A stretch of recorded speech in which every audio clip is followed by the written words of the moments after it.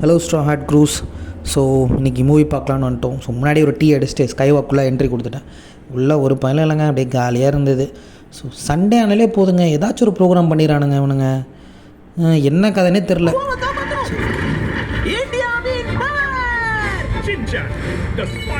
Shinchan trailer கொஞ்ச நேரம் ஓடிட்டு இருந்துச்சு. ஸோ அதை கொஞ்ச நேரம் பார்த்துட்டு இருந்தேன். நெக்ஸ்ட்டு காந்தாரா பார்ட் 1 பங்கம், பார்ட் 2லாம் வேற மாதிரி எடுத்திருக்காங்க, நீங்களே பாருங்கள்.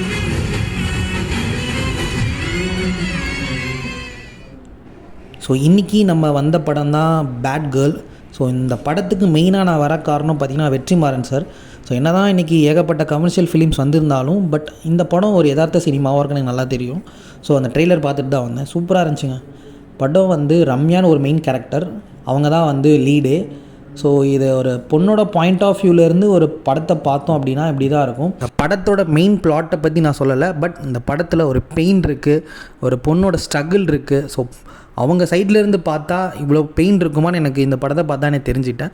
அண்ட் மியூசிக் தலைவன் ஒரு ஃப்ரேம் பை ஃப்ரேம் நம்மளை நோட்டீஸ் பண்ண வைக்கிறார் அந்த மியூசிக்கு. ஸோ மக்களே நீங்கள் முடிவு பண்ணுங்கள் அவங்க குட் ஆர் பேட் அப்படின்னு. பட் நான் முடிவு பண்ணிவிட்டேன் அவங்க குட்டா பேடுன்னு. ஸோ நீங்கள் உங்கள் போயிட்டு ஃபஸ்ட்டு அந்த படத்தை பாருங்கள். அந்த படத்தை பார்த்துட்டு உங்கள் பாயிண்ட் ஆஃப் வியூவில் வச்சு சொல்லுங்கள் குட்டா பேடுன்னு. ஸோ தேங்க்யூ மக்களே.